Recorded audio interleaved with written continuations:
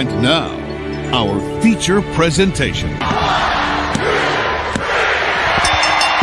The best in the world is right here, right now. Whether you like it or don't like it, pal, learn to love it.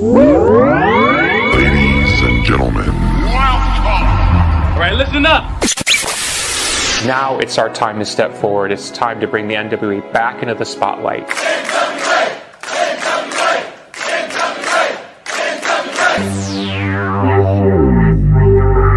I was thinking that it might be a good idea if you and I formed an alliance. Let's get ready to rumble! Attention, everyone. Welcome to the greatest wrestling program in the world. Ladies and gentlemen, can I please have your attention? Stop what you're doing and listen. It's the Alliance Guys podcast with your hosts Kevin, Frazier, DKM, and JCal. Well, welcome to the Alliance Guy podcast. Because apparently my pals had better things to do than to hang out with you, that NWA, hashtag NWA fam. Welcome everyone to the podcast, to the live stream, to the best dang old NWA podcast there is. And I'm talking about the Alliance Guys podcast. And I'm not just saying that because I'm the host. I'm saying that because it's the truth. It should be award winning. Although no one's giving me any kind of award. But it should be award winning. This is the Alliance Guys podcast, a presentation of Alliance-Wrestling.com, your number one source for news and information for the National Wrestling Alliance. My name is Jay Cal, and we have got a packed house already. Ladies and gentlemen, thank you for checking us out. I see that we've got Woodland Goblin in the house, Terry McDermott, Willie Bowen's here in the house. I see What Would Luthez Do? And I always say Luthez would wrestle. We will have DKM joining us momentarily. Kevin will be out for tonight. Unfortunately, his wife pulled rank. And you know how it goes. When your significant other tells you to jump, you got to say how high. So, but we're here. And we're talking NWA. And we're talking NWA with you, the hashtag NWA fam. And I'm so glad you're here. Jimmy LB's in the house. Dave Scooby's in the house. This feels like a homecoming. You guys know I wasn't here live on Tuesday for the pre-party. We were in vacation mode. We were out in Las Vegas having a blast. Again, I won a little bit of money. But not a lot of money. And instead of drinking an energy drink, I'm drinking Starbucks coffee. Well, it's not really Starbucks. That's our secret. All right, so we're not going to stand on ceremony because there's a couple things I want to talk about. And some of it's important, some of it's not important. But one thing I want to do is tip the old cap to our women's world champion. And that would be the Brick House, Camille, the holder of the Burke. Let's talk about Camille for a minute. Now, we haven't seen her, or really Nick Aldis, on any NWA TV for a while. And I think that's going to change in the next few weeks when they bring in this new Race for the Chase. We're going to see a little bit more of the women's world champion on that. But one thing I want to note about Miss Brickhouse Camille is that she actually has her first title defense scheduled for July 24th. It's the same promotion that's bringing Nick Aldis in. They're doing Aldis versus Murdoch number 2. This will also feature Camille defending her title for the first time against Kenzie Page. Now, we saw Kenzie Page just a few weeks ago on NWA POWERRR. And the reason why I'm bringing attention to this and the reason why I want to talk about it is because one thing that we have constantly brought up on this show is the lack of title defenses from our champions. Now, Dr. Robert Stinson from This Is the Pro Wrestling podcast would tell you that a true world champion only takes prize fights and doesn't need to defend that title every 30 days or once a week or whatever it is. Oh, hey, Holly Hudson's in the house. What's up, Holly? Holly, Jimmy, man, this is awesome. Thanks for checking us out. Camille, the Brick House, if you will, again, we talk about champions not defending their titles. Camille's got her first defense here on July 24th. And as an added bonus, I know she's going to be wrestling in San Antonio, Texas, right? So Camille's going to wrestle a second date. In fact, she's wrestling the very next day on July 25th for River City Wrestling. And I think that's pretty cool because we're seeing some more visibility from our champions. Now, Nick Aldis will stand up there in his ivory tower and will, hand out a title defense here and there, and we're all supposed to cheer and celebrate. Whereas Camille is actually getting out there and she's working. And I know what you're saying before you get to it. Well, Jay, that's only one extra date. Who cares? No, this is where I want to start bragging about Camille because she's getting out there. Because Camille will be in the United Kingdom on August 13th and 14th for Preston City Wrestling. Now, these aren't confirmed title matches. In fact, I asked River City Wrestling, August the 25th will not be a women's title match, but she certainly will have the Burke with her, and she'll be showcasing herself as the NWA World Champion, the World Women's Champion. And I think that is awesome, guys. I think that's terrific. That's what you want from your champions. You want them to be fighting champions. You want them to be everywhere. You want them to defend. And I think that's pretty dang dope. I think that's pretty awesome. And so, I want to give credit where credit's due. I want to give credit to Camille because, again, so she's wrestling on the 24th and 25th back-to-back days. One day in in North Carolina, the next day in Texas. And then she'll be flying to the United Kingdom to wrestle 2 dates in the UK. And that's before coming back to the United States, heading to Missouri for not only the pay-per-view, the Empower pay-per-view, where I'm sure she'll be defending the Burke, but she'll also be, I'm assuming, at the NWA 73rd pay-per-view, also, again, defending the Burke. These are just assumptions. This could all be cleared up later with match announcements.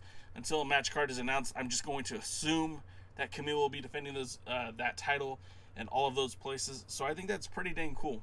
And I want to give props to Camille for that. But wow, with the NWA and the way that it is heading, I mean, we got another episode of Superpower. The Superpowers are always flanked by a little bit more action. Now remember, the Superpower initially was supposed to be that bridge, right? That bridge from the first couple of episodes to the pay-per-view. Now, they've still not really clearly defined how that is supposed to be used on television, or excuse me, on Fight, because they've done the Superpower and all it seems to be is just an extra match.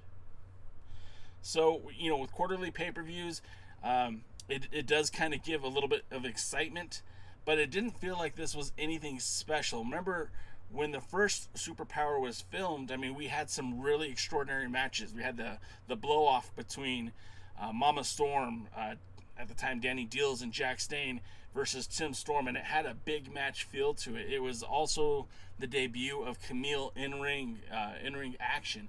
So there's a lot of moments that felt really big.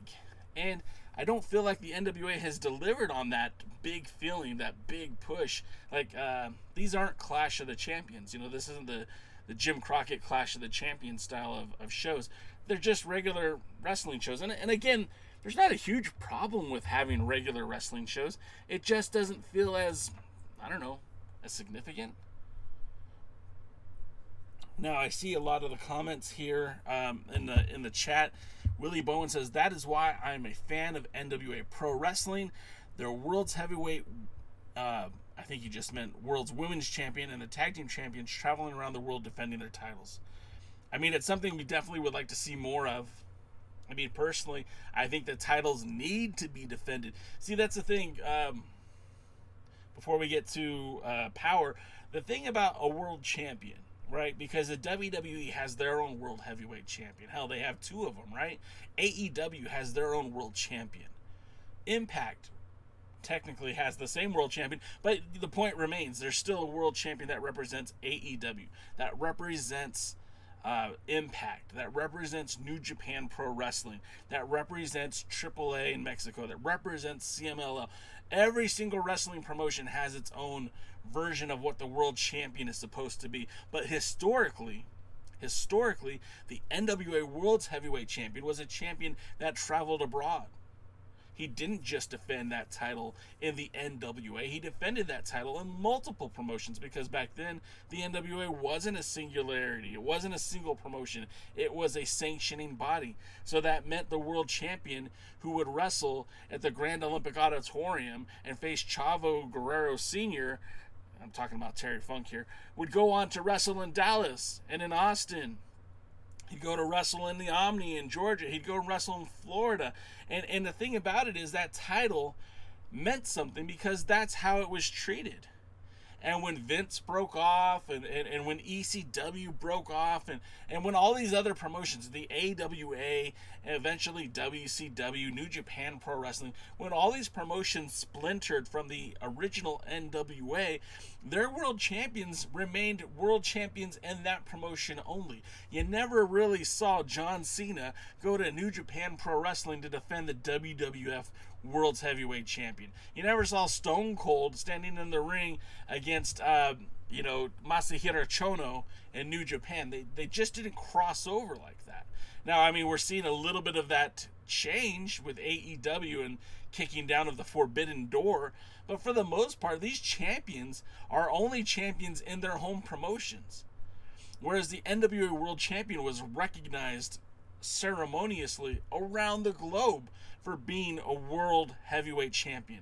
So when Scrap Iron Adam Pearce went to Mexico and wrestled in some of the Mexican independent wrestling promotions, he was still considered NWA World's Heavyweight Champion. And when he went to WXW in Germany, he was still considered the NWA World's Heavyweight Champion. And this is something that's kind of stopped with Nick Aldis. Nick Aldis was on that same path. And again, I'm not trying to blow up Nick Aldis here. He hates me, that's fine. I don't hate him, it's fine. But Nick Aldis was defending that title in Australia. He was defending that title in the UK. He was defending that title across the country, on the West Coast, on the East Coast, in Middle America, in the flyover states, right? He defended the title in Nebraska, for crying out loud. But then all of a sudden, now the title doesn't go anywhere that isn't directly connected to NWA. And I feel like that's wrong. I feel like that's not in line with what the NWA has been or what it should be. And I feel like it's kind of like a false bill of goods. We know that when Trevor Murdoch was national champion, he defended that title in SWE. We know that when Thunder Rosa was the women's world champion, she defended that title in Primetime Live and in AEW. Hell, you could even say that Aaron Stevens was defending that title on Primetime Live, or the tag team champions, Eli Drake and James Storm, were defending the tag titles on Primetime Live. What I'm saying is that they ventured out of that comfort zone of the Georgia Public Broadcasting Studios. They were wrestling across the country defending those titles. And that's something that we haven't seen since the NWA's return. Not one champion has defended that title outside of the NWA, with the exception of the Pope, right, who showed up to Ohio Valley and wrestled Mr. Pectacular, the Ohio Valley national champion, to basically a time limit draw, I think was the end result. Ultimately, the Pope was there showcasing the NWA Television Championship and took on one of Ohio Valley's top stars. And to me, that's really exciting. And that's where the NWA needs to go back. And I don't know if this is a byproduct of what Billy Corgan thinks the NWA, what that vision is for him, or if this is Nick Aldis kind of refusing to get out there and defend the title. Whichever it is, I think it's a false way to go moving forward. That depending... Oh, hey, thank you, Wrestling with MMA. He's sharing our content on his Twitch channel. You could do that too if you're so inclined, but thank you, Wrestling with the MMA, for doing that. Appreciate that. But like I was saying, the world champion should be out there defending that title everywhere he can. And when I see someone like Camille doing that or Elijah Burke doing that. I very, very much want to celebrate that and give them the notoriety that they deserve. Because, I mean, honestly, I think it's warranted. Okay, some of your comments. Let's see. Terry McDermott says the last 4 champions of the Burke have really done a great job carrying that title. Absolutely. And I don't want to take anything away from Thunder Rosa or Serena Deeb. We both know that both of those ladies did what they could to bring more eyeballs to the NWA. Now, when Serena Deeb was world champion, we were in the middle of the global pandemic. She wasn't really allowed to kind of travel outside of that AEW bubble. But we know Thunder Rosa, prior to her working with AEW, was defending that title all over. And I mean, Mission Pro Wrestling, which, yeah, I know she's associated with it. Mission Pro, she was also in Primetime Live, like we previously stated. She also wrestled SWE Fury, and of course, eventually at AEW. So we really did see a lot of that title being represented. Willie Bowen says, don't forget Allison Kay. Absolutely. Allison Kay also defended that title, Championship Wrestling from Hollywood. Thunder Rosa also defended Championship Wrestling from Hollywood. But we'll get more into that as we go on. Terry McDermott says, WWE has champions of a TV show. The title Bob Backlund held is no longer around. And I mean, that's a great point, right? Bob Backlund defended that belt everywhere. Bob Backlund would wrestle in All Japan Pro Wrestling or New Japan or wherever the water took him. Let's see. Sean Mega says, Nick is too busy running a supplements company. Now, look, I'm not against the world's heavyweight champion having a side hustle. I'm not against him having a secondary business. But imagine if your job required you to travel and then all of a sudden you quit traveling. Imagine your job required you to defend that title every 30 days and all of a sudden now you don't defend it every 30 days. I mean, when was the last time you saw Nick Aldis wrestle a match? Was it the pay-per-view? Was his last match on June the 6th? Does that not strike anyone else as being a little odd? For the World Heavyweight Champion, it's now a month. We haven't even seen him wrestle a match. And before that was his last match, his last in-ring wrestling match, was that against Aaron Stevens back in March? Does anyone else have a problem with that? I mean, is it just me? Am I the only one that thinks that this is something odd, something strange? I would like to think that as the global pandemic is starting to wind down, as COVID-19 is becoming a thing of the past, as more and more people are becoming vaccinated and more wrestling is becoming open to the public, whether you're wearing a mask or not, I hope the world's heavyweight champion remembers that he is a wrestling champion and gets out there and starts wrestling again. Because I know wrestling with MMA isn't a huge fan either. I'm a fan of the man's work. I just think he's gotten complacent. I don't think he cares. So, that's my opinion. What would Luthez do says WWF didn't have the audacity to call Bruno a world champion. Well, there you go. That's it too. Wrestling with the MMA says, boo Nick Aldis every chance you can. James H. Jackson brings up Aldis in China. I mean, look, that was a direct result of David Marquez, right? I hate to break it to anybody who's watching this podcast, but not one person, I take it back. Maybe there was a handful of people. I was one of them. But there was a handful of people there who knew what the NWA was. But the majority of the people there watching that show were just excited to see some entertainment, something different, something they're not accustomed to. Most of them weren't even familiar with the sport of wrestling. And in fact, in some of the production meetings that I got to sit through, you could hear them say, hey, look, these people who are watching this have no idea what professional wrestling is. And they're used to mixed martial arts. So when they throw them outside of the ring, they're going to be confused. It's just that's legitimately how it was. Wrestling with the MMA says, unfortunately, we have a coward for a champion. Wrestling with MMA, you're going to get me and more in trouble because he refers to him as Mr. James. He meant Aldis. Yeah, I mean, look, I don't want to call the man a coward, right? That guy, to Nick Aldis' credit, He puts in the work. He looks like $1 million. His wrestling, I mean, whether you're a fan or not of his style of wrestling, it's solid. He could go anywhere and work with anybody. There's no argument about that. His promos are money. That's probably where he gets the best of bang for your buck with Nick Aldis. He can cut killer promos. He can get the fans behind him, or he can get the fans to hate him with the snap of the finger. He's money on the mic. There's no doubt about it. He's one of the best promo guys in the business today, when he wants to be. But then, some of the stuff we've seen on Power in the last year just makes me question his willingness to do this.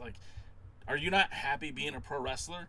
I mean, I see the Pope cut promos and I get goosebumps, right? I see the Pope talk about his title and how meaningful it is, and you get the chills because the Pope, he buys into it. You see Nick Aldis bragging about how he's world champion, but then on the other hand, talking about Billy Corgan sabotaging him or being out to get them. Billy Corgan should want his world champion to be celebrated. I don't know why he would think that Billy Corgan is sabotaging. Again, it's just, I don't know. I don't like it. Leaves a bad taste in my mouth. Wrestling with MMA says, love his work, but can't stand the ethic. Yeah, I mean, look. Is there a work ethic with Nick Aldis? And that's me going on and on a lot about our world's heavyweight champion.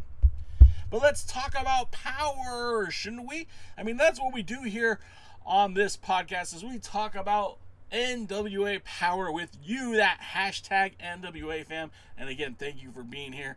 I see Sean Mega just said the Mystery Man is coming for the title. Yeah, I mean, the Mystery Man's probably going to end up working Trevor Murdoch at this point. Does anyone doubt that Trevor Murdoch is going to be your next NWA World's Heavyweight Champion? Raise your hand if you disagree.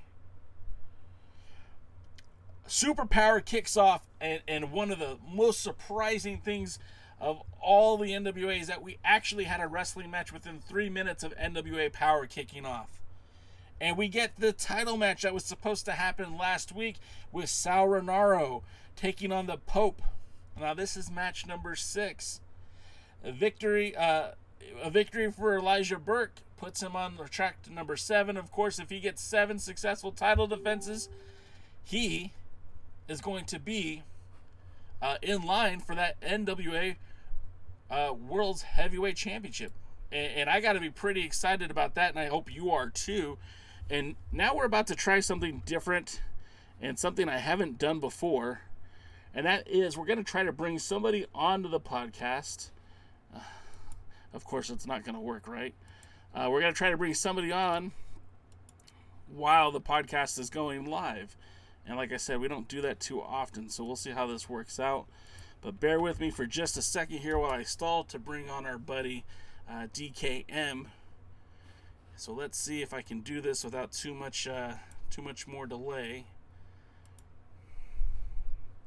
So far, I think it's working.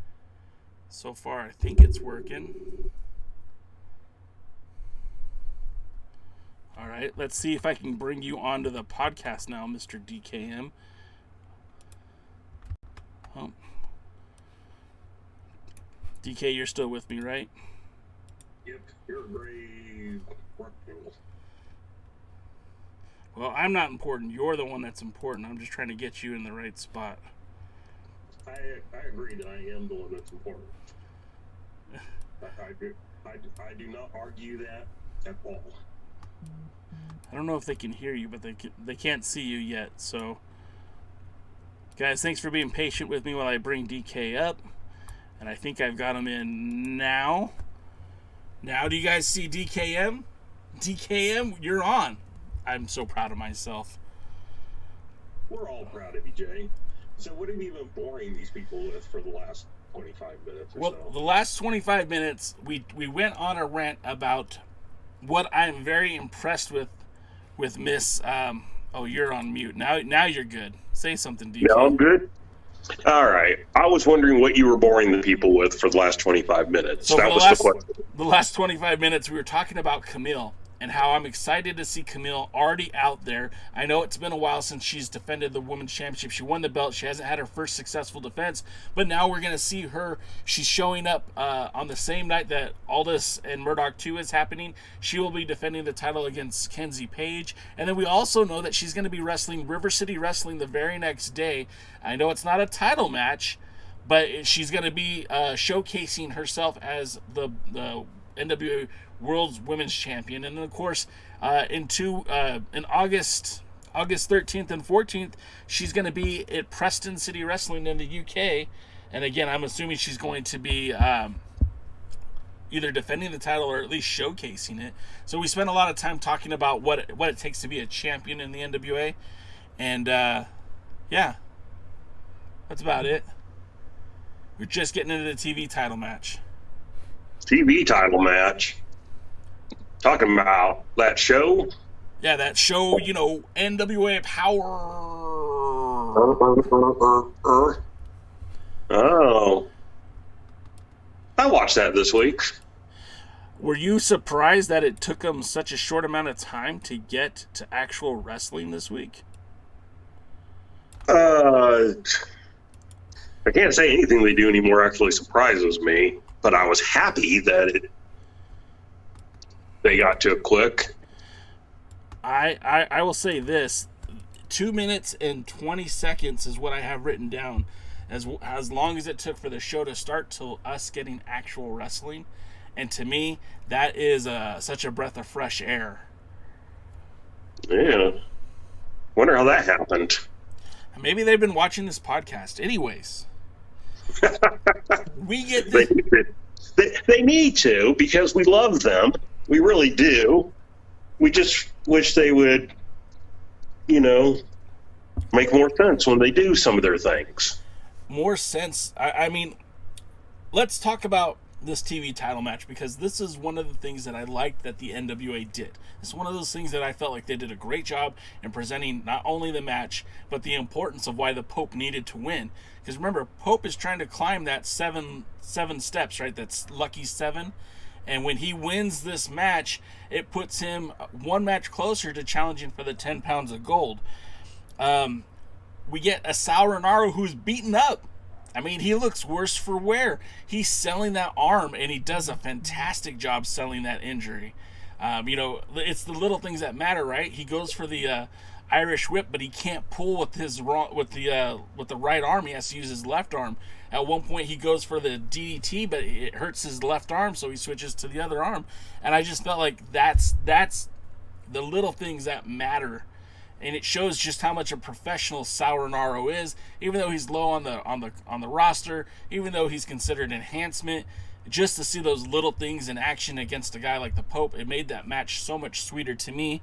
Of course, the match ends with the Elijah Express, much like most of the Pope's matches. He gets the 1, 2, 3, and then we get Idol Sports Management coming out to confront the Pope. All in all, I thought this was a great match. DCam, what did you think? I mostly liked it. Here's what I appreciated, all right? I appreciated the match itself. I appreciated them being consistent in the storyline with Sal. He wasn't miraculously well this week. He still was worked injured.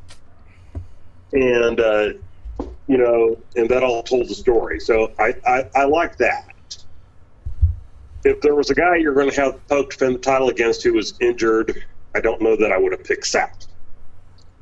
But that's just a personal preference. So I like the match. I like their consistency. I like that they started on time. I like the Pope more or less dominated and won. So, one nitpick is all I have. What's your nitpick? I told you that Sal was the one who was. Oh. In other words, Pope doesn't need Sal to be injured to beat him. Right. So, if that had been, I don't know, Fred Rosser or, people he's already faced, something like that, then you'd sit there and go, oh, cool, watch this. But, if Sal wasn't injured, we all know he wouldn't win the match. Right. And I think The other thing that kind of bothered me about this match, and it's really indicative of all the television title matches, where is the sense of urgency? You've got 6 minutes and 5 seconds. Why are you going in there, slowly fist bumping, taking that time to, feel each other out? I mean, this match for any title defense, the TV champion could take his time because he doesn't have to pin the man to keep the belt. But as a challenger, you've got 6 minutes and 5 seconds to prove your worth. And if you can't get in there and actually wrestle, you're not going to win the belt. So I'm always just kind of perplexed by the lackadaisical approach in the ring. Like I wish there was someone who'd come in there with a lot higher sense of urgency when they're challenging the TV champion to get in there and just cut all the BS. I censored myself. Yeah, I mean, I agree. The beginning of the match should almost be a study in contrast, where the challenger is like, all right, let's go. Let's try and get some quick pins or something like that. And the champion's like, okay, yeah, give me a chance to breathe. Take your time here. We're in no rush or whatever.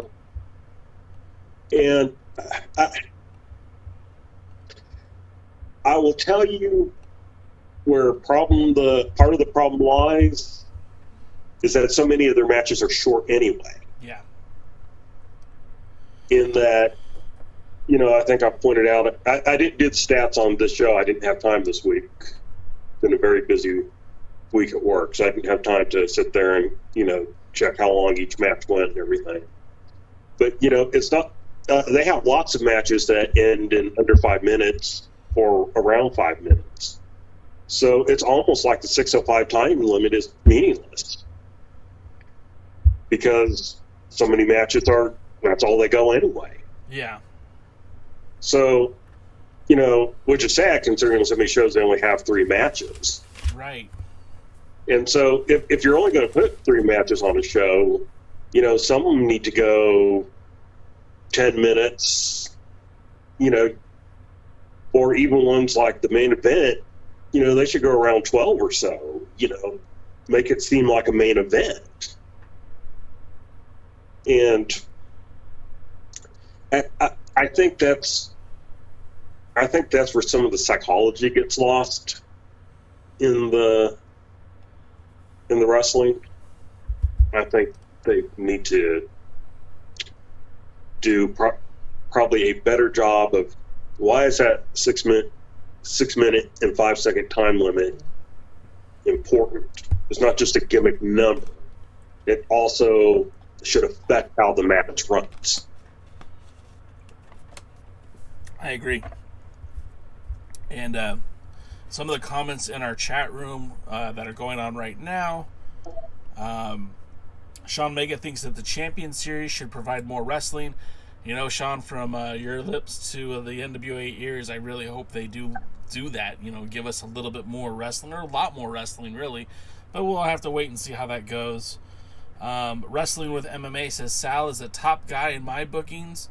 He said Terry McDermott says Sal is a good wrestler despite his silliness. And Wrestling with MMA brings up because of his attention to detail, which, again, I think those little things. I think those little things contribute to the overall appeal of a wrestler, and especially in a title match. One of my favorite wrestlers to watch from out here in Southern California is a guy named Tyler Bateman. Now, I know he's now with Ring of Honor, and he does matches with New Japan of America. But one of the things that, if you ever watch a Tyler Bateman match, when he reels back and punches someone, he grabs that fist, he massages the hand, because he's trying to make it more believable. If you do an arm bar on him, you'll see him, holding that shoulder. And it's those little nuances that make it so much more believable, and it really sucks you into the match. And when someone like Sal Rinauro can kind of get you to believe a little bit more, like, Tim Storm said he had a broken clavicle. I don't know if you could wrestle with a broken clavicle, to be honest with you, but the fact that he just kind of did those little nuances just made it seem more believable to me. Yeah, and I don't want to disparage Sal when I say that we all know that he would have beat him even if it was right. If he wasn't hurt. His character, his role, however you want to put it, is what it is. And I don't not enjoy it. It's fine. But it's, like I said, if you're going to have an angle of an injured person, I just don't know that I personally would pick Sal. And because Sal is always going to be the underdog. And, that's just my basic thoughts on that. Sal's a veteran, and Sal's a good person for a lot of the people there to work with. Yeah, for sure. Because, if they pay attention to him, they can probably learn some things from him. So what else happened on that show? Well, next up we get the Idol Sports Management, and the reason why I say not Tyrus and Austin Idols, because this group is grown, and apparently if Tyrus pins you, you have to join the Idol Management sports group. And we get this very long-winded, very nonsensical promo by Austin Idols. Dementia is a scary, scary thing, and I think it's starting to creep into our friend Austin Idol. He's becoming non-coherent. I can't really understand what he's even trying to say. Our guy Kyle Davis in the podium was mentioning that, hey, can we wrap this up? We have a live show. We're doing the live wrestling. Let's get to the point. And apparently it sounds like a TV title match has been signed. But even then, it was kind of hard to understand. And again, now you've got Black G's in the group, and you've got the Golden Boy, Jordan Clearwater, in the group, with really no explanation. Just, here it is. Did you even watch the promo, DK? I know you're quick at fast-forwarding these things. I didn't fast-forward it or mute it, which I probably should have. Because it probably would have made as much sense to me if I had. Right. I don't know. I don't get the thing with Idol. Idol shouldn't talk, and that's probably not even right. It's probably okay if he talks, but he should be kept on a short leash. Yes. And, dude, go out there, hit 3 points, shut up. Tyrus is actually a better talker. Was it just me, or did Black G's look totally out of place there?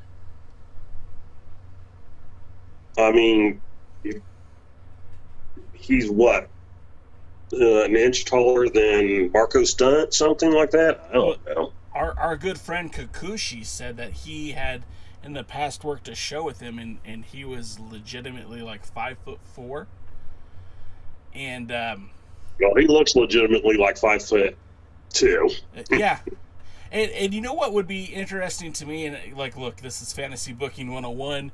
Nobody really cares what J-Cal thinks, but what if they broke off Tyrus and Black G's, and that was one entity, and then Idol and someone like Jordan Clearwater, who let's be honest, I like Jordan Clearwater, but his promos aren't what sells him. He could benefit from somebody like Austin Idol, who, again, if he kept on a short leash, could be interesting, could be entertaining. And a guy like Black G's, who's so much smaller than Tyrus, managing this guy who's so big, just aesthetically looks like it makes sense to me. Well, let's look at, you said that because I actually had a thought when I was watching this, which is Idol would make more sense managing Clearwater, because Clearwater's young, he's got an athletic build, still looks like he needs to mature some. I don't know how old he is. Yeah. I don't think he's as young as he looks, but he does look like he kind of needs to mature a little bit in the body area. in the face area. But that would be someone where Idol could be like the next me. Yeah, for sure. And, you know, that would be a good gimmick with Clearwater. Clearwater kind of doing that universal heartthrob and everything. I think it will work. Yeah, I think he could pull it off. Clearwater doesn't have the best talking. Idol talks too much. But like I said, if you got a short rein on Idol, you know, short leash on Idol, and said, you know, Idol, go out there, say these 5 things and nothing else, and, you know, let Clearwater say about 2 things until he learns how to talk. And I think, you know, UBC, but he mainly needs to go out and pose and look good, show off his face, and, you know, he would make that good kind of arrogant young heel, cocky young heel, you know, in the mold of Sammy Guevara or even Ricky Starks. Yeah. You know, I think that they have I've seen him wrestle. He's talented. Now, if you've only seen him in the NWA, you don't know that. Right. But if you watched him back in his days with Championship Wrestling from Hollywood, or you saw him on Primetime Live and stuff like that, the boy has talent. A little bit green, but he has talent. And so, you know, come on, let's nurture that. Yeah, you put him with a veteran like Idol. You know, Idol teach him more about how things should be versus how they are in the world today. And, you know, come on. You got money there. And so Tyrus and G's, I mean, they would probably make a good team. Or, you know, wrestler manager combination. I don't have anything against that. But my main thought was on the Clearwater Idol. I mean, boy, they are a fit for that. So, you know, I don't know. Let's see. And yes, I do think that they were saying they wanted to be the Tyrus to be the Title 7 defense. Yeah. And it looks like that match is going to happen, but we don't really have a time and place yet. Again, this promo was very nonsensical, and unfortunately for like Jordan Clearwater and even Tyrus, it muddies the water. You're right. Put a short leash on Idol. Let him say 3 or 4 things. If you're going to have G's with them, let G say 1 or 2 things. Let Tyrus say 1 or 2 things, and then let's move on. My notes here were it was painful to watch, but essentially Idol announces that Pope versus Tyrus. We just don't have a date yet. Next up, we get some more wrestling, which is always a good thing. You know, on a wrestling show, who would have thought, DKM, the wisest thing you've ever said is who would have thought wrestling fans want wrestling?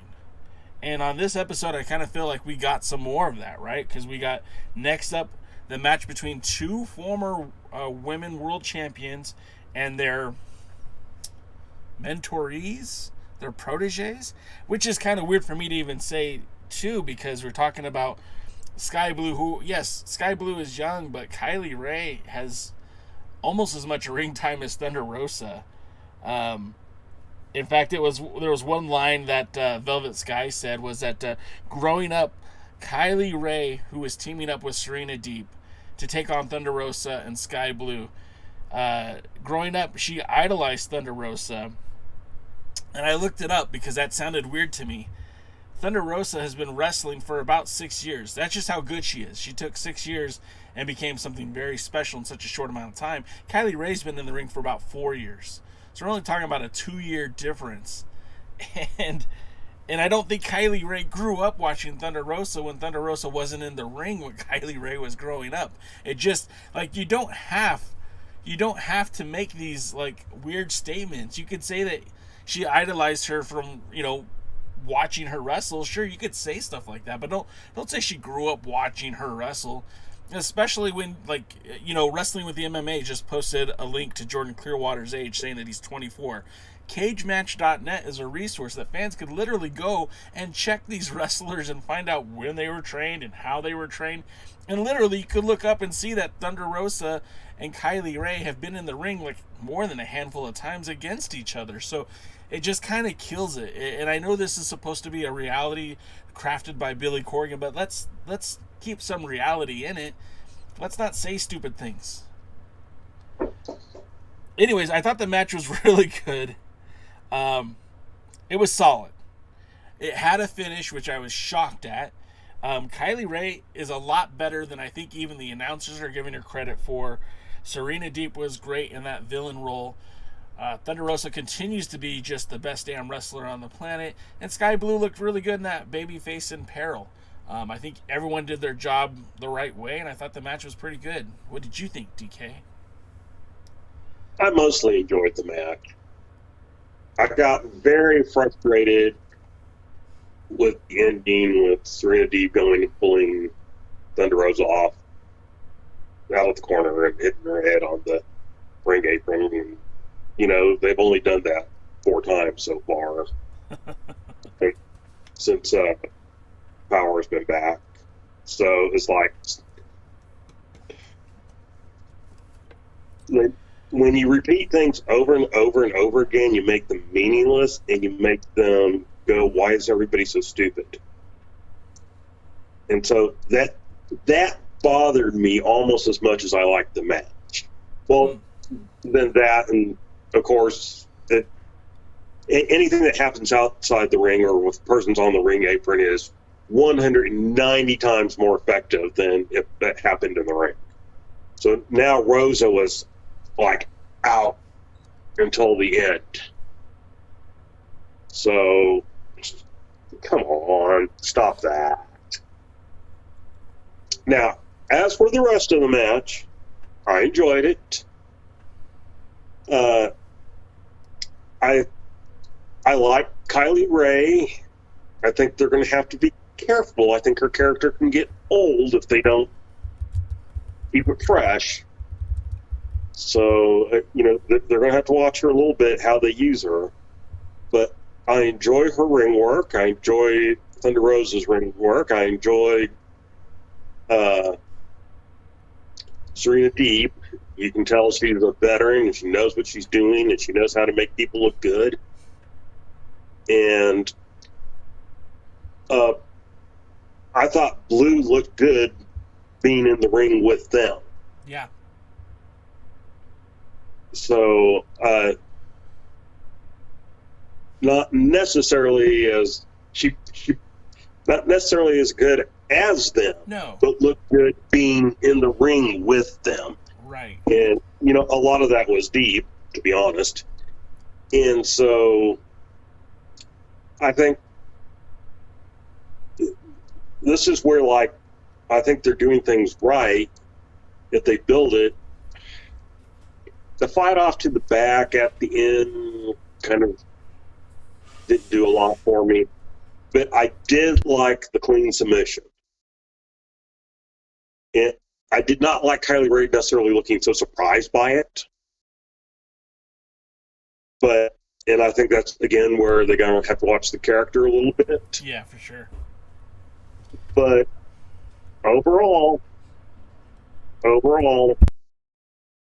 it was a good match, overplayed spot.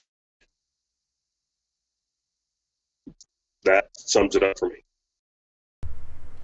Well, and what I kind of felt was interesting is with Kylie Rae, like,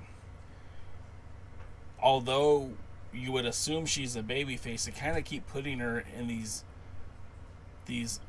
opportunities to be a heel, if that makes sense. Like, Serena Deeb, no doubt about it, was working heel on this show. Kylie Rae even popped for some of the things that Serena Deeb was doing inside the ring. So it just kind of felt like, what are you doing with her?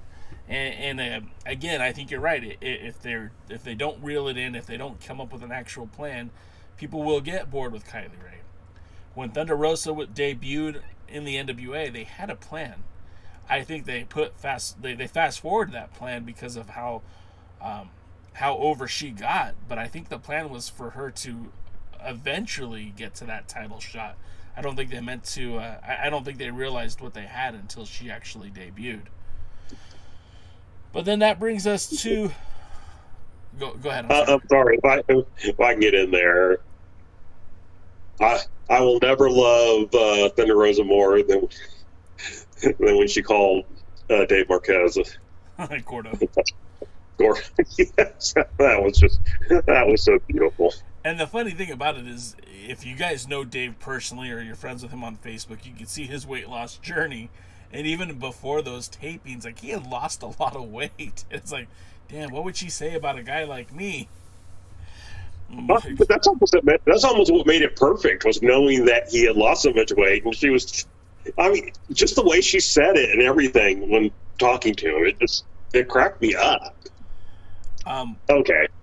Next. What would Luthez brought to the table? He said, "Can't wait for the Kylie Ray has lost her smile angle. You know it's coming." And I don't know, man. I think they're going to tiptoe around that. I don't think they're going to try to get into that at all, because obviously she has some issues with her mental health. And when she's good, she's a great wrestler. I don't think they want to jeopardize that. If it was me, if I was Billy Corgan, I would not even address that. I would just give her as much time and what she needed, because, again, in a couple months here, you're not going to have Thunder Rosa. I mean, we know that. We know she's not re-signing. I mean, unless Billy Corgan backs up a Brinks trucks to her house, and I don't see her coming back. So, I don't know. It's just, I don't know. Wrestling with MMA thinks it's going to happen. James H. Jackson says he feels that taping a full season at once helps her as well. Yeah, again, having that time where she's only giving up 3 or 4 days of her month or her 2 months to be on, featured on TV for a while. I don't know. Okay, moving on. We get the podium. We get our favorite tag team. We get the War Kings and some Maury Povich. I don't know what the hell's going on. Nothing was said. Out comes Slice Boogie. I still don't know what's going on. I don't know what's going on. Jack said, I brought you out here to power in front of the fans because I needed to tell you. It was just a couple of text messages, and out comes Slice Boogie. I don't know what this means. Do you understand what happened, DKM? Did I miss something? Did I stroke? Did I fall asleep during this moment? Like, what happened? I have no clue. I've seen, and I don't know what I missed.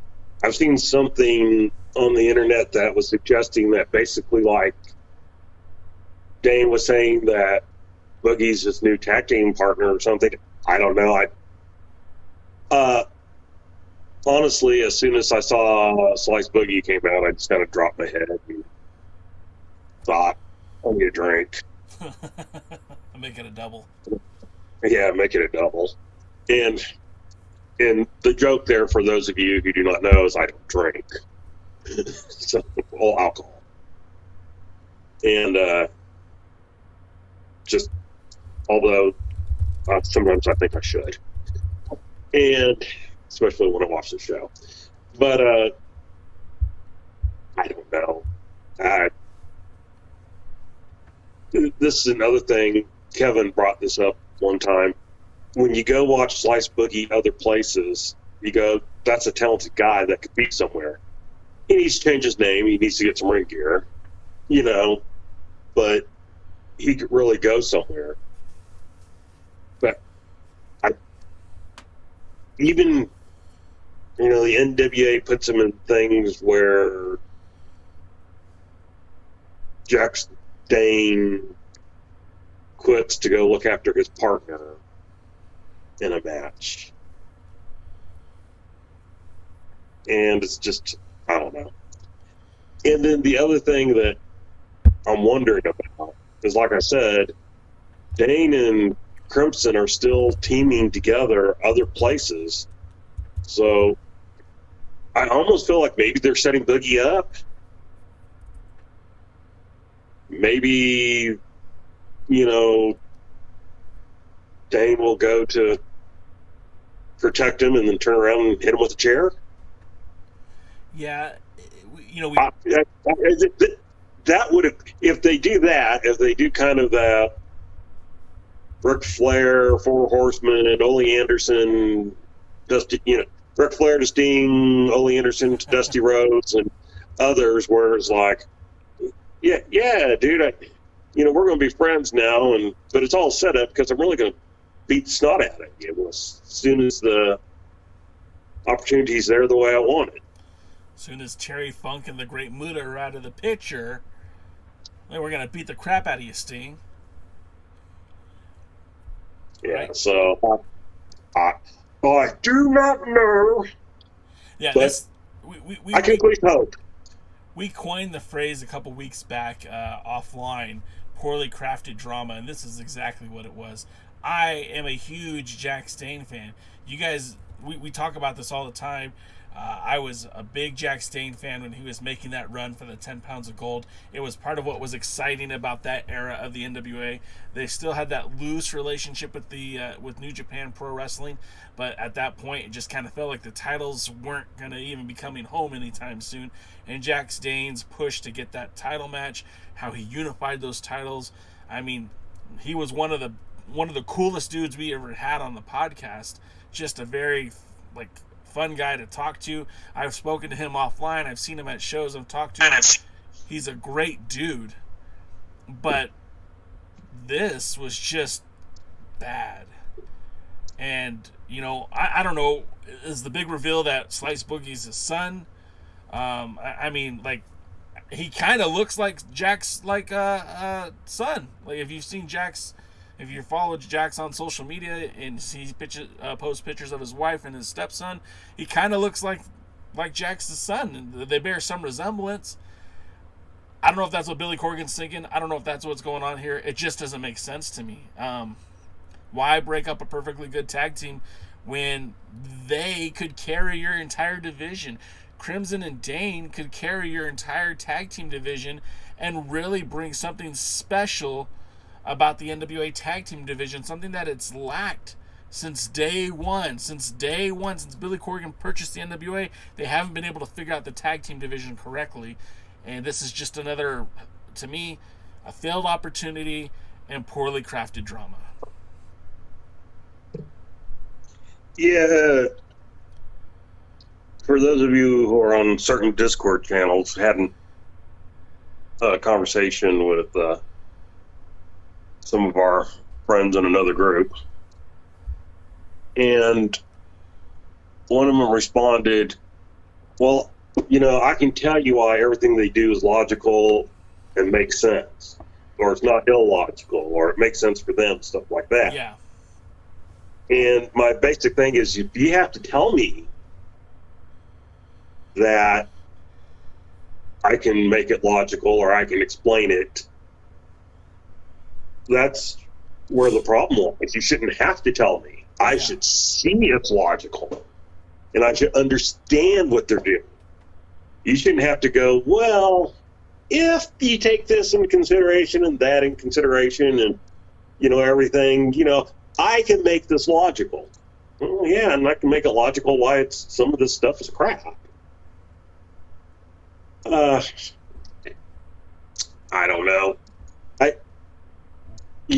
You said something earlier, Jay, that it's one of those things that scares the crap out of me when things like this are said. But when you said something about part of Billy Corgan's reality, and, it's like, great, we already have WWE, which is Vince McMahon's reality. And I don't know what the heck's happened to him. He's lost to his ever-loving mind. And then, we got AEW, which is Tony Khan's reality, and he's still playing with his toy wrestlers. It's just that now that they're real. And, good wrestling takes place in our reality. In that you bring us in and you make us interested and you make us care. But that's where I feel they fail. You know, I've stated many times I wouldn't watch this if it was anybody else. So they give me enough hope to keep me, you know, it's like the person that keeps thinking that their partner is going to propose any day now, whether they ever do or not. They give me enough hope. You know, they put on shows like this, which are better, even if not still make a lot of sense. That you go, well, maybe they'll learn, maybe they'll do things better, and then, you know, you cry at the prom, I guess. I don't know. Well, from one poorly crafted drama moment to the next, we go backstage with Mae Valentine. Now, you and I have agreed that we felt Mae Valentine is really kind of coming to her own in this role as a backstage interviewer. I mean, she's not Mean Gene, you know, Okerlund, but she certainly has been very. She's worked in that environment. She makes sense in this environment. But this is another one of those promos where it's just like, what are we doing here? What's going on? And Kratos is smiling and he's talking about how he wasn't happy with Stevens until Stevens turned his ways, and that's reverse. At least that's what the story leading up to this moment was, is that he was unhappy with Stevens now that Stevens has changed his way. So this is, again, just, I don't get it. I don't know why. Like what Kevin would have said is, this is taped. Why couldn't they just re-recorded this and done a better job? Then we got Kratos saying that he's starting to like Stevens, but respect is earned. And I mean, I'm okay with that statement, but it's like, you guys are still tag team champions. So what did you think about this segment? You know, what were your thoughts? Well, I'll be honest, I thought it was supposed to be a sit-down interview at first, and not just a backstage segment. So I was expecting more of a, I don't know how to say it, just more of like a calm conversation.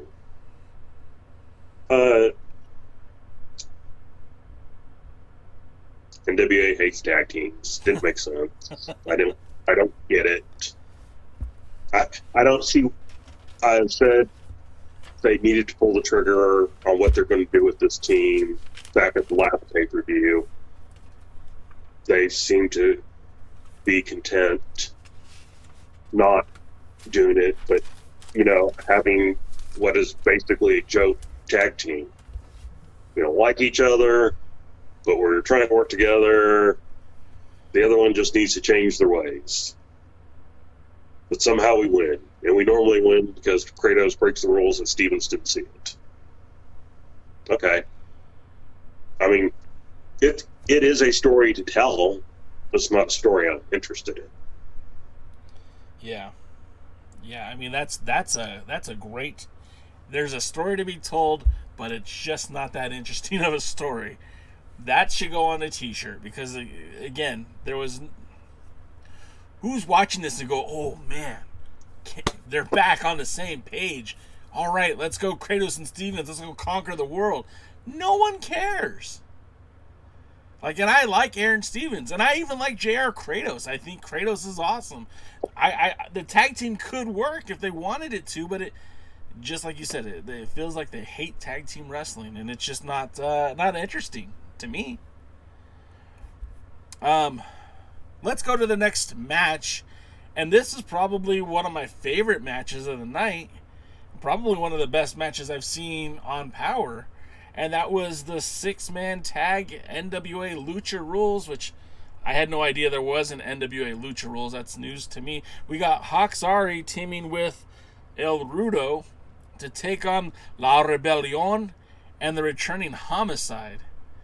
And this match was fun. I thought they did a lot of interesting spots. I thought the match flowed really well. I didn't see any big botches. I really like watching PJ Hawks get in there and mix up some collegiate style, some Greco-Roman style wrestling with his professional wrestling. That kid's going to be something very special in just a few short years. I'm sure of it. Luke Hawk looks like Luke Hawk. I mean, that guy is a very solid, credible professional wrestler. He does a good job in the ring. El Rudo, he's... I'm not super familiar with Sam Adonis's work outside of the NWA, but watching him in the NWA, I mean, he fits the bill of exactly what I thought he was. It works. You got Mecha Wolf, who a lot of people love this guy. He looks good to me. His promos have been pretty solid. Bestia looks really good. And then Homicide, somebody I've been a fan for years, seeing him jump back in the ring and not really missing a step. I just thought this was a good match. Probably one of the best matches of the entire history of Power. Your face doesn't say that you liked it. What did you think?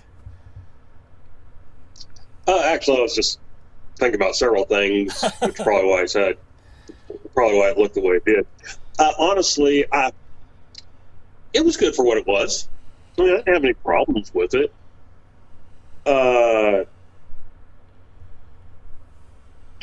Don't know what to make of El Rudo. I can't figure out if I like him or not. Same. I like the Hawks. I love PJ. I love that PJ brings his amateur wrestling background into the matches. It's great because that's wrestling's the only thing where we don't expect the amateur and the professional to look anything at all alike. And it's good to see them kind of today. Back in the day, they did more that looked like wrestling. Yeah. And that was even, most of it was pre my time. Yeah. But, according to Jaden, I'm somewhere around 150. So, but I think PJ shows where you can use that style effectively in a pro wrestling match, at least in places. And it fits best at the beginning of wrestling matches. It really does.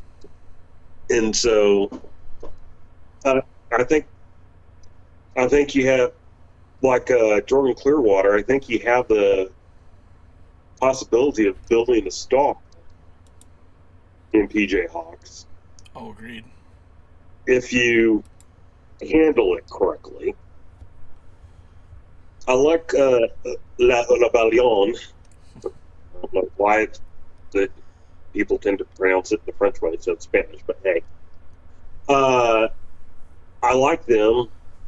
They're a bit small, but, they fit. At least they book them as a strong tag team. Yeah. The only tag team they book is a strong tag team.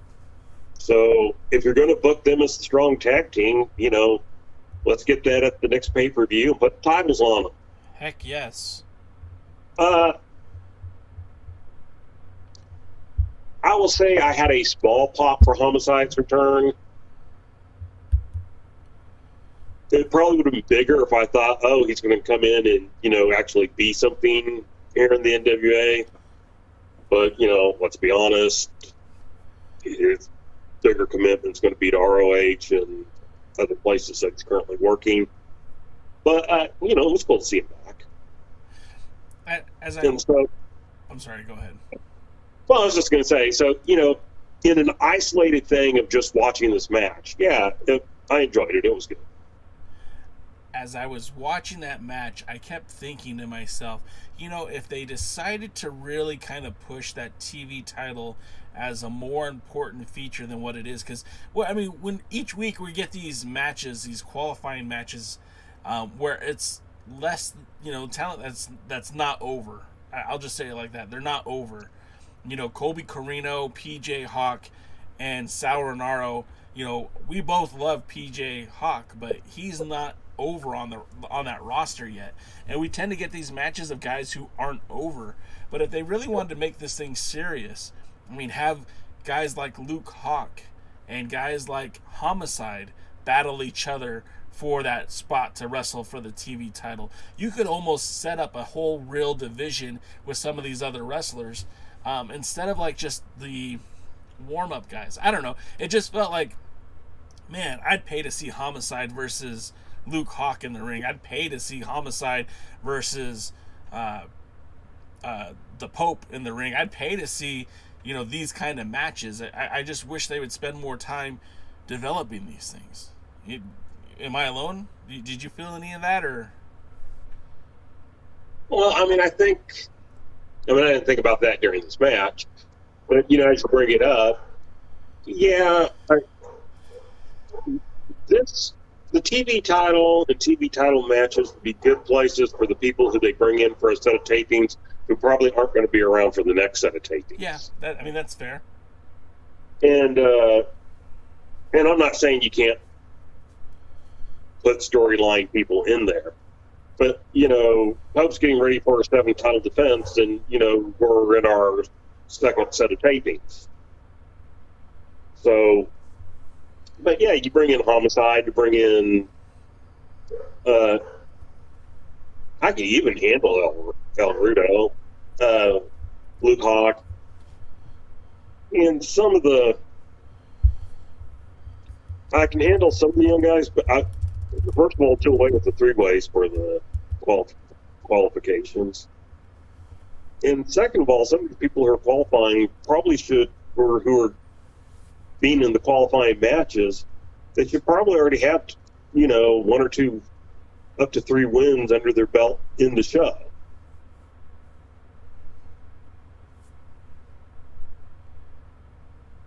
No, I agree with that. I think that's a good point. Because the guy, with no disrespect intended for Captain Yuma, the guy he just kind of showed up and all of a sudden he's in a match for a TV title. A match for an opportunity to wrestle for the TV title. Again, he hasn't done anything to deserve that. And that's not a shot at him. That was his first match. It's not a shot at Colby Corino. That was his first match. But why?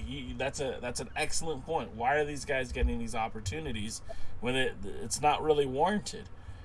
And I think, to your point, I like that idea of, it's okay for an outsider to come in and be a part of that challenge when they're not going to be around for very long. But, again, they got to earn it. Yeah. Sorry, food's coming in now. Lucky. I know. Okay, well, that brings us. I tell y'all to be jealous, but it's Dairy Queen. So, Dairy Queen excellent right now. Titles are only as important as the promotion makes them.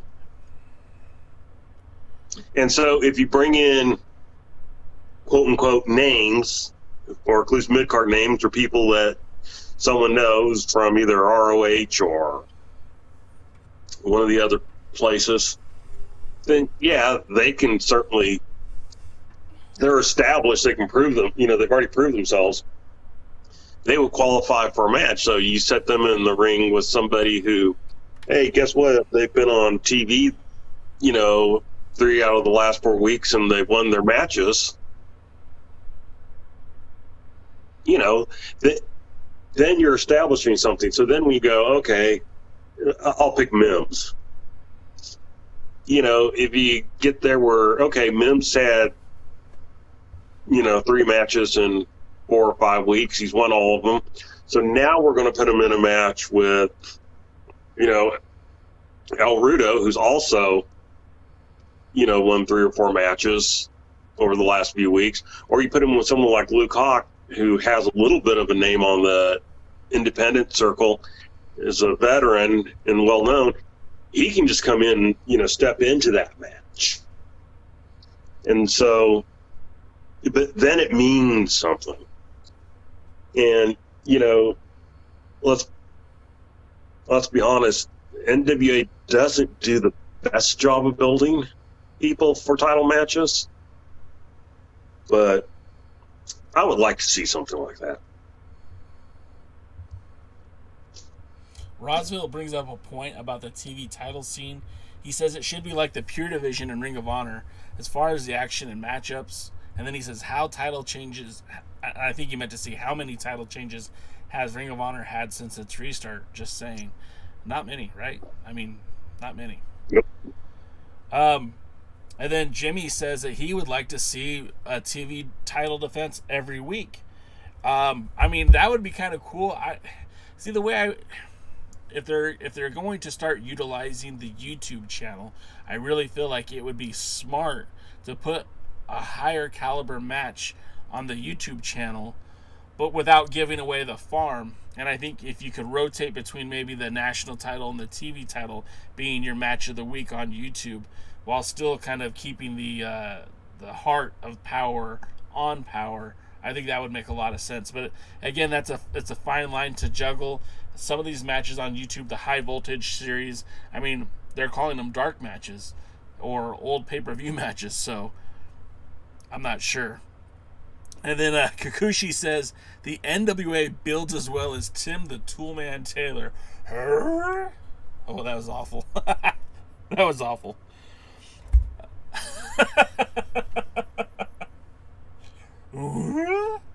Come on, do it.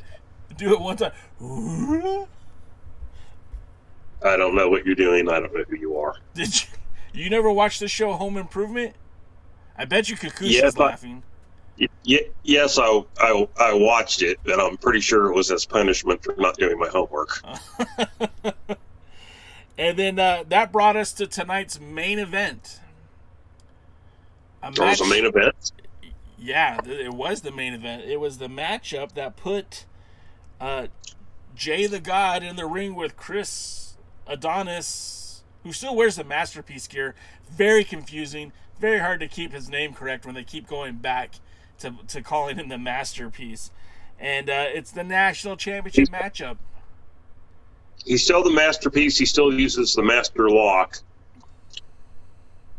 And everybody wishes they would call him Chris Masters. They want him to think of him as Chris Masters because that's who people know. Quite honestly, not like he was a big deal in WWE or F or G or whatever letter they were using at the time. Right. And,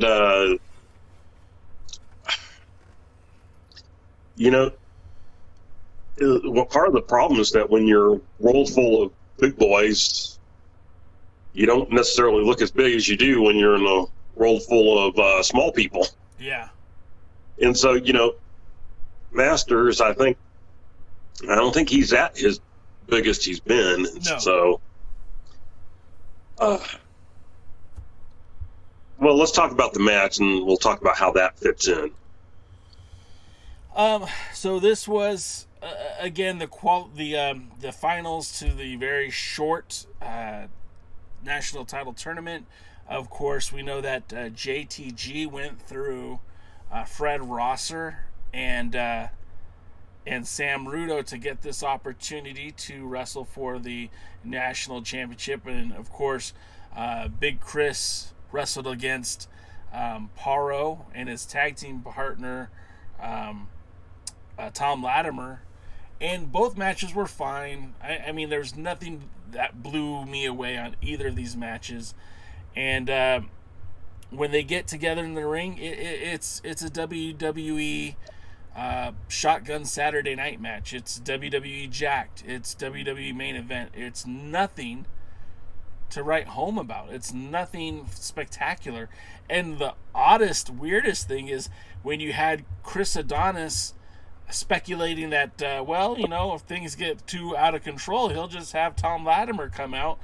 He didn't need it. No insurance policy needed. It was a clean match. For the first time in all of his time in the NWA, Chris Adonis won this match in a very clean match, one with his Masterpiece, his Master Lock. I thought JTG looked good in the match. There was a lot of fun offense, but again, this was nothing special.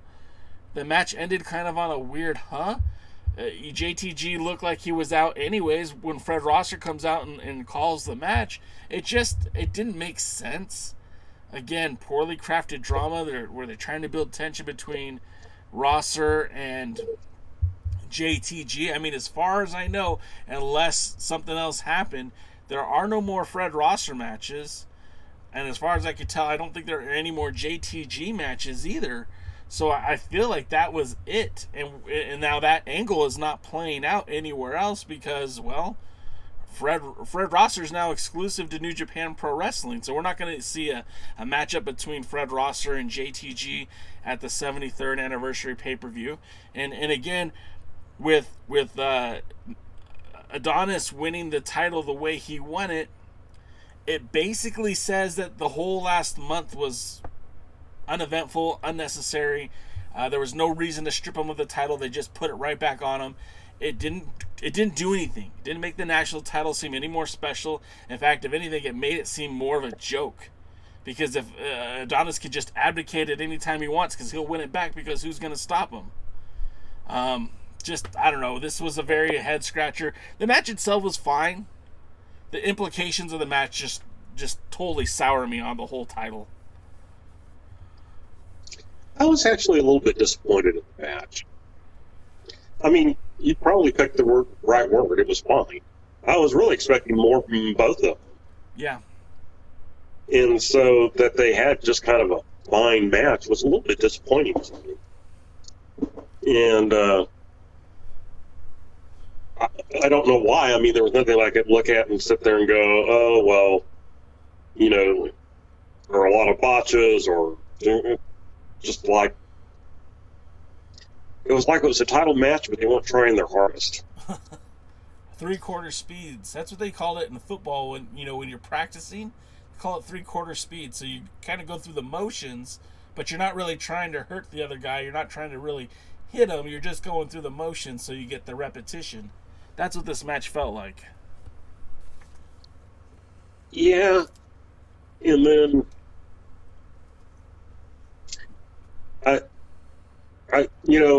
again, this is one of those things where I don't know what was originally said. You know, some people were saying that both Fred Rosser and Latimer were supposed to be out there, and of course that didn't happen, which is good. That's not a complaint.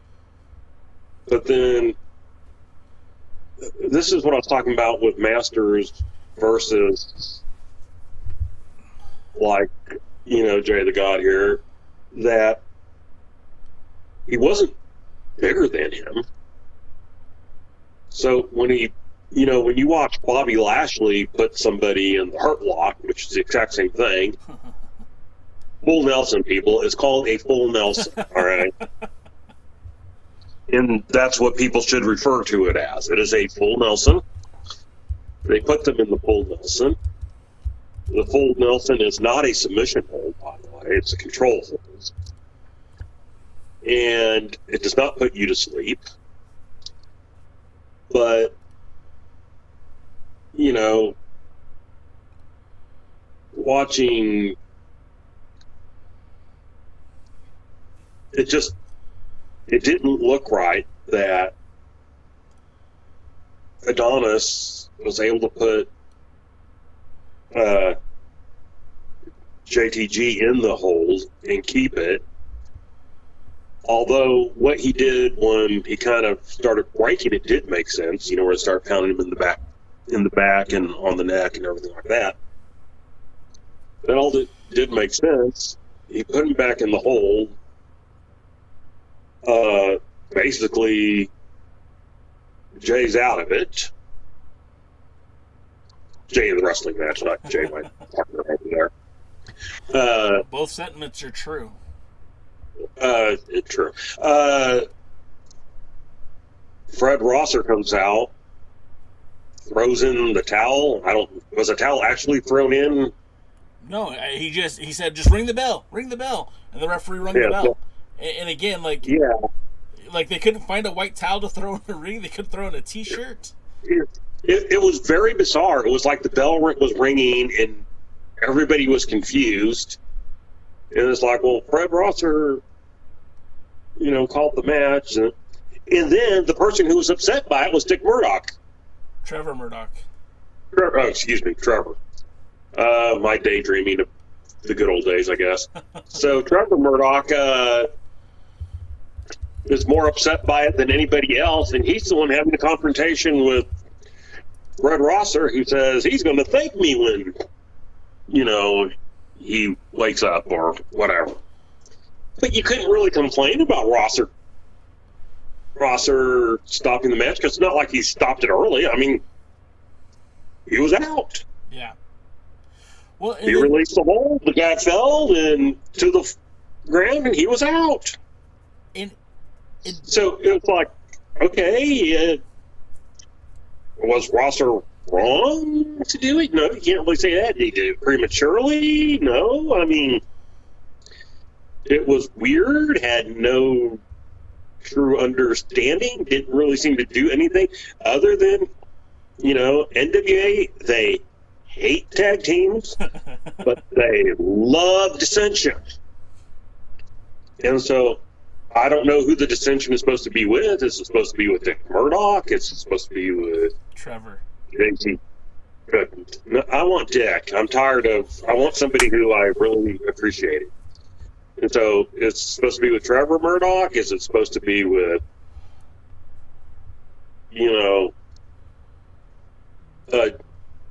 Jay the God? Is it supposed to be with New Japan Pro Wrestling? What's the deal? And where is this going? Because like you said, it was kind of known Fred was doing this. It's not like this is something that's new. It was known Fred was doing these tapings, that this was kind of supposed to be it for him. Yeah. So, maybe, and I don't really know what the plans are with JTG, whether he was just brought in for the set of tapings or if they're planning on using him again. I mean, NW's been very open that they, outside of their core roster, they plan on bringing in different people. Yeah, and which can be good in a way, but it can be bad in the sense too that now I know when people outside the core come in that shouldn't really expect anything. Yeah, and so there's, like you said, there's a lot of questions that I don't even know if they can be answered because, again, Fred is no longer available to work the NWA. So where's this tension going to go? Or is JTG going to come back after the next tapings and be revitalized and ready to go? Is he going to join, Austin Idol's management group? I mean, we don't really have an idea, or if he's even going to be back. I don't know why Trevor Murdoch took it upon himself to become Joe Galley or Kyle Davis in this and grab the mic and your job is to wrestle and to give some color insight. You're not there to cut promos during somebody else's match or to shame somebody for trying to help out what he thought was doing the right thing. All of this was just, no, I didn't like it. Like I said, the match was fine. And had the match just ended normally, that'd have been a good feather in the cap for Chris Masters to have a clean victory. And I mean, in essence, he did. But still, like, I didn't even want him in that match. I wanted Tom Latimer in that match. I wanted Paro in that match. I feel like once he abdicated the belt, like, let's put it on someone else. He didn't do anything as champion, and I don't know what he's going to do as champion for a second time, except for throw the belt down the first time Nick Aldis tells him he needs him to do something else. I didn't like that. I didn't like Trevor Murdoch, again, trying to become Joe Galley. That didn't impress me much. JTG, as good as he's looked, I mean, he had Fred Rosser not called for the bell, he was out. The match was over. He was stuck. He when Masters released the hold, JTG fell to the ground. He didn't pump back up and go ready to fight. He was a defeated man. So the whole point of Fred coming out just didn't make sense anyways. It didn't do anything. So I don't get it at all. But you're talking. My thing, I mean, this is me personally. This is my opinion. You can disagree with it if you want to, even though I'm right.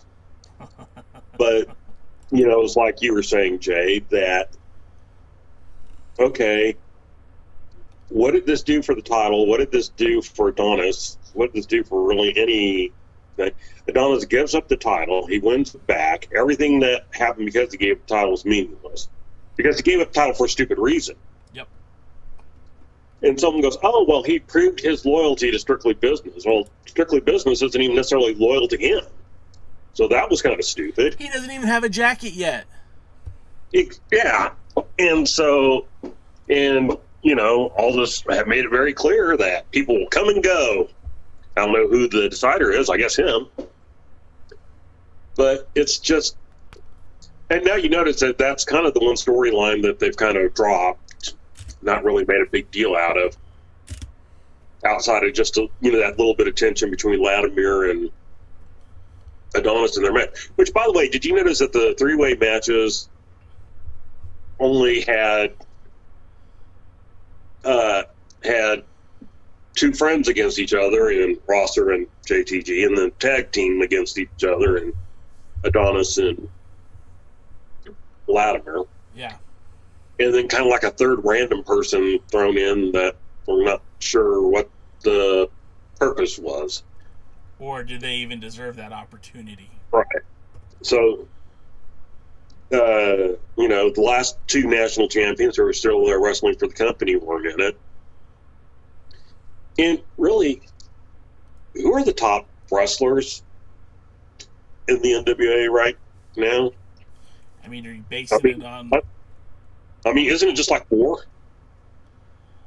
I mean, look, if you're basing it on your own preference, I think, for me, Tom Latimer's in the conversation, the Pope is in the conversation, Aldis is in the conversation, and apparently the national champion, two-time national champion, has to be in that conversation. And Trevor Murdoch. But then again, it's kind of hard to tell too, because you start looking at the tag team division. Look, I'd rather watch Paro wrestle than Chris Adonis. Well, and what I'm getting at is with all these titles, who am I supposed to? Who's there? You kept your last two national champions out because Murdoch's working a program with Aldis, but that shouldn't really factor in. Again, we're talking real world here, type things. I shouldn't have factored in. So they put a tag team guy in there, so wouldn't you, even if I can see saying, well, Stevens, he's World Tag Team Champion, doesn't need to be in there, he already has a title. Okay, you can kind of get me with that, but they seem to do what they want anyway, so they put a tag team person in there. So why wouldn't you have put him in there? Because, right now, if you're looking at who the top NWA people, you're going to go with Nick Aldis, the world champion. Yeah. You go with his two Strictly Business guys. You go with probably Pope. And I guess Murdoch, since he's in the title picture, and there's a possibility he might win it for at least a short reign, maybe. But I don't even think most people believe that. They've shocked the world. They put the title on him, kept it on him for 6 months. Yeah. So, outside of that, who are the people, and this is what I was talking about earlier, if you just bring people in for tapings and stuff like that, who are the people that I'm really supposed to expect? I have a sneaking suspicion what's going to happen with the TV title. And that's because just based on NWA's booking, I can see what they probably got planned for the 7th title defense. And so, who's really a national champion top contender? Who do you want to see go for that title? If they would break up Crimson and Dane, then you might have a couple that you could sit there and go, okay, they would be legitimate, challengers for the title. But then you got to break up Crimson and Dane. And then for it to really work, Crimson Day would have to be broken up and not teaming up in other promotions. Because otherwise it just looks weird. It doesn't pass the... Well, otherwise it's stupid.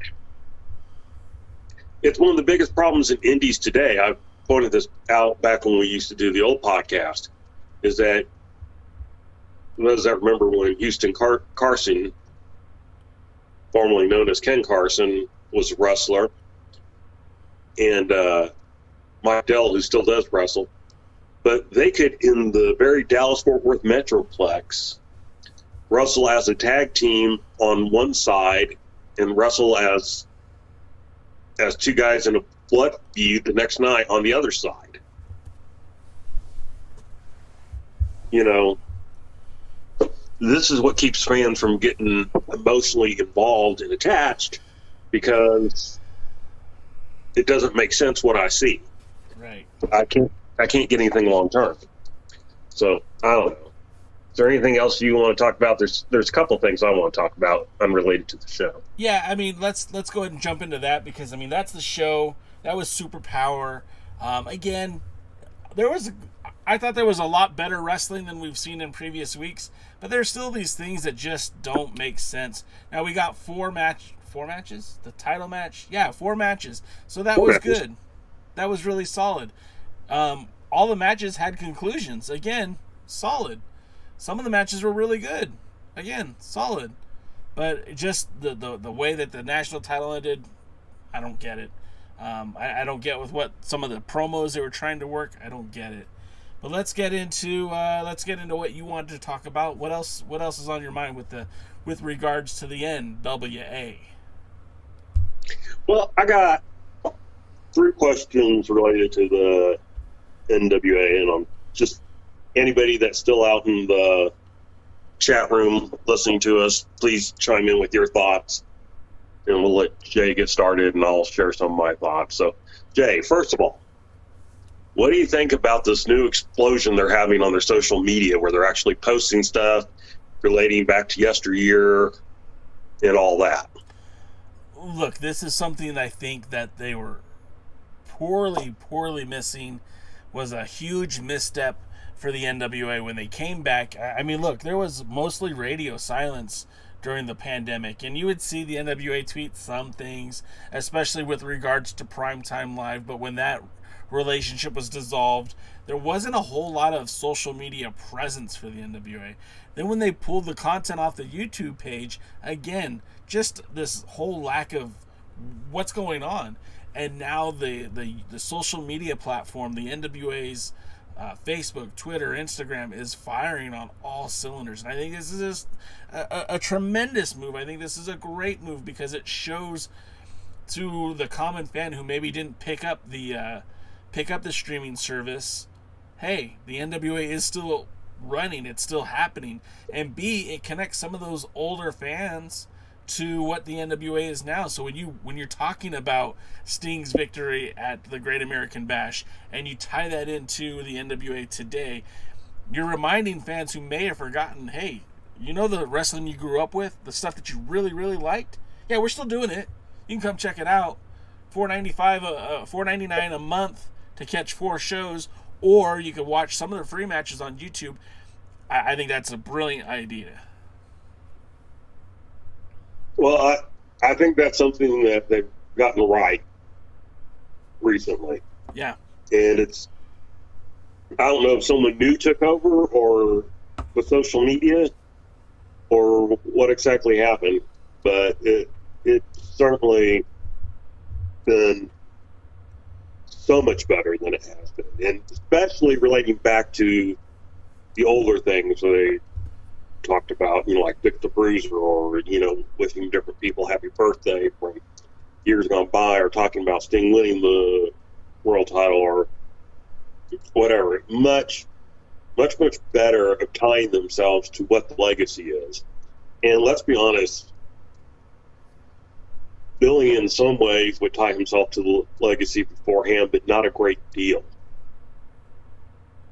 And almost like, Yeah, here's the stuff that those of you who are old fans, this is why we bought the NWAs, because you guys remember that stuff. So, they finally taken off on it. Okay, so my second question to you is, advertising for this set of tapings says they've been using digital old school posters. And so I assume this has to do with the fact that they're going to the chase. So what are your thoughts on the posters they've been using and kind of the old school feel they've been giving some of their advertisements? You know what's funny is, like, I don't know, maybe 10 or 15 years ago, I would see posters like that and I would think, man, why can't you get someone to design decent posters for your wrestling company? These look like garbage. But now, like, I'm seeing them and I'm feeling very nostalgic, and I'm, again, tying back to that history, the rich tradition history that the NWA has. These posters, these graphics, I think are spot on. They're making me excited about the shows. Like, they had some pretty decent graphics a few months ago, but this old school approach, I think, is really a hit. The most people I deal with on with regards to the NWA, the fans that I interact with, they love them, and I think that's really cool that they reintroduced these style of posters. But like I said, like 10 years ago, when I'd see these for shows, I would be like, well, what a garbage wrestling promotion. And it's kind of funny how it's come back around again. It's like, no, these are great. Look at the nostalgia. I think they're great. And I think they've done a good job there of mixing old and new. Yeah. I mean, they are a better graphic than the old posters. And let's be honest, the old posters came from old newspaper advertisements they would put in. And so I do feel like they've done a good job of molding old and new in that. And, they have caught my attention. And they do make me more excited. Now, here's my third question, and since you've done so well, there's a bonus one afterwards. Okay, third question. Did you watch the first Race to the Chase? No. I went out of town on Friday, which I think is when they dropped it, and I saw it. I fast forward through it. I wasn't really impressed with what I saw. It didn't grab me, but I also didn't give it the time that I probably should have. All right. I liked it for what it was. It's not a 10 pounds of gold, but they did push, some of the history with the chase and everything. So it was okay. It was good. So I would encourage you to watch it again and, take the time to actually sit and pay attention. One of the things that I did notice is they showed a match. I believe they showed parts of a match. And I kept thinking, like, do they have the rights to use this? Is there somebody out there who owns that could, like, say, nope, I'm going to give you a copyright claim against the video that you posted? I know there is something to be said about copyright, and after so many years that it's open source, it's available to the public. But I just kept thinking, like, do they have the right to use this footage? And, like, because I know that's not Billy Corgan footage. That's, as far as I know, it's not Paul Bosch footage. And I just kept thinking, well, there's probably somebody that owns the rights, but I couldn't tell you who. Sure. I doubt it's WWE. And quite honestly, I did see, they did show where the newscasters were talking about it. And it's possible they could have got the footage from the TV station. Yeah. So I don't know that's what happened. They could have pulled it from YouTube, as far as I know. But, I mean, it's possible they could have gotten it from the TV station. So that will be interesting. So now, bonus question. There's no right or wrong answer to this, but I'm curious as to people's thoughts. All right? So, they're having 2 pay-per-views. Do you bother to offer them separately, or should they only be a package? My opinion is they should sell them as 2 separate pay-per-views, but give you the option to save if you buy both. I feel like there are some people out there who do not care about the NWA whatsoever, but are going to want to watch the women's pay-per-view because I assume, and this is a big assumption, but I assume we're going to see some women wrestlers who are not currently associated with the NWA, and we're going to get some matches that are off-brand that are going to be really interesting. I mean, Deonna Purrazzo's out there, Jordan Grace is out there. There's a lot of very talented women who potentially could end up on this pay-per-view with very little work, especially with the connections that Mickie James has, and could give us some very interesting wrestling matchups. So I personally think that is going to be a hot ticket item for a lot of wrestling fans. I know a couple wrestling fans who only watch women's wrestling. They watch Mission Pro, they watch Shimmer, they watch Shine. That's where they spend their money. That's where they spend their attention, their eyeballs. So again, I feel like that is going to be very special to a lot of wrestling fans, that all women's pay-per-view. And then, the You still hanging out with Henry? What's that? So are you still hanging out with Henry? And on the flip side, I don't even know where to go with that. On the flip side, that 73rd anniversary show looks, we don't have a card yet, but if we're going to give them the benefit of the doubt, if we're going to trust the history that they've performed already, the 70th anniversary show was by far one of the best events that the NWA produced. We had a lot of legends on hand. We had some great title matches. Cody versus Nick 2 was phenomenal. We crowned a new national champion with a lot of, what I would call A-level stars in that match. Guys like Scorpio Sky, Sammy Guevara, Ricky Starks, Colt Cabana. It sounds like they're all from AEW. But it was very, very exciting. That match was a lot of fun. It was before AEW, so. Yeah. And so, what would Luthez do? She said West is legendary. Yeah. So I mean, I didn't know if anybody out there would know who I was talking about, except for Cuckoo for Cocoa Puffs. Cuckoo for Cocoa Puffs, and what would Luthez do? Luthez been around for a while. Anyways.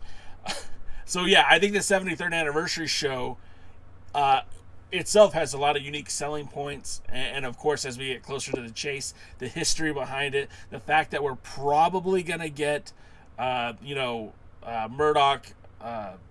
Aldis 3 for the title. I mean, I feel very, very excited. So who's to say? But I think it's going to be another hot ticket item. And then I think for the current NWA fan base, those who are subscribed to Fight, who are paying $4.99 every month, they should get a break by ordering both pay-per-views. But those who don't really care about the 73rd should be able to just order the women's pay-per-view and pay, $30 or whatever it's going to be. And the same thing with the 73rd. They should be able to buy it without having to sign up for just the women's pay-per-view as well. And then those who are going to enjoy both should get a deal on it. My opinion. Interesting. We are pretty much running way too long. Yep. But I had more questions like these that I will be saving for next week, and we can get Kevin's opinion on some of them. And I will leave a teaser. Do not answer it now. So think about it. All of you out there, think about it. Our beloved crew. I want you to think about this.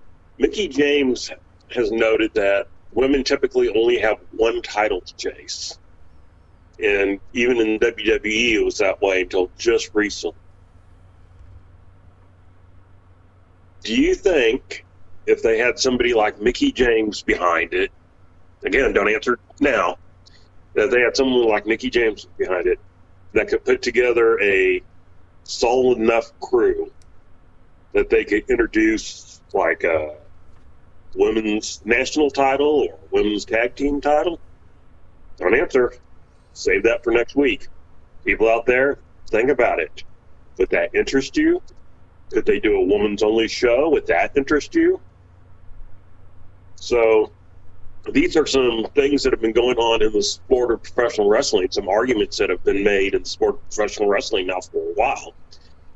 And, WWE has made some statements about it. And so let's see what what we think the NWA could or even should do. So with that, I'll end my rant of questions and make you think for a week. How about next week you ask those questions at the beginning of the show so we could get the audience to buy in and answer some of them with us. But I think those were great questions, DK, and I'm going to save my answer for next week, but I'm already starting to steam on it and think about it. And, for the next week, you guys could steam on it too, think about it, marinate on it, and come back next week with your answers. DK will ask it again at the beginning of the show. And then we'll also ask our pal Kev, first of all, how date night went, and second of all, what he thinks about some of those questions. I think that'll be a lot of fun. And I want to say thank you guys, Willie Bowen, Terry McDermott, Kikuchi, What Would Luthez Do, Jimmy LB, I don't want to forget anybody, so let me scroll up, Dave Scooby, NWA Gold, James H. Jackson, Rosville, all you guys for coming in each and every week, spending some time with us to talk NWA. We greatly appreciate you. What would Wrestling with MMA, and anyone else I forgot, I apologize, but we do greatly appreciate your guys' hanging out with each and every week. You guys do make this so much fun. I literally came home early on my vacation so that I could do this with you guys because I missed you on Tuesday, honestly. DK, if they want to follow you on social media, how can they do it?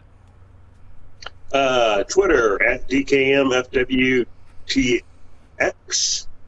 And I'm going to start tweeting about being ready for the Olympics and